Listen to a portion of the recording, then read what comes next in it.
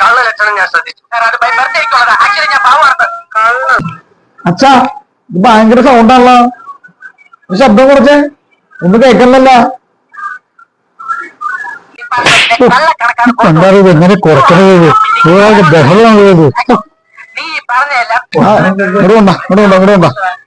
അതുകൊണ്ടല്ലേ എന്നാ ഈ സൈഡില് ബട്ടണില്ലേ ഇതിങ്ങനെ പിടിച്ചിങ്ങനെ നോക്കിയാ മതി, അപ്പൊ കുറഞ്ഞോളും കേട്ടാ.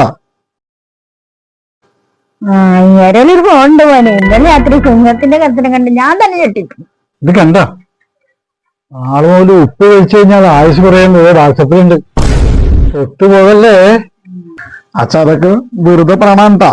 വാട്സപ്പിൽ അങ്ങനെ പലതും പറയും, അതിനെട്ട് വിശ്വസിക്കാൻ കണ്ട.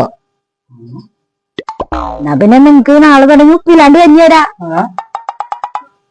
അത് വേണ്ട, അവൻ പറഞ്ഞില്ല, അത് വെറുതെ പറഞ്ഞാണെന്ന്. കഞ്ഞിയിൽ പാകത്തിലൊപ്പിടണം. അതന്നെ അതന്നെ. ഇതാണ് നമ്മുടെ വീട്ടിലെ അവസ്ഥ.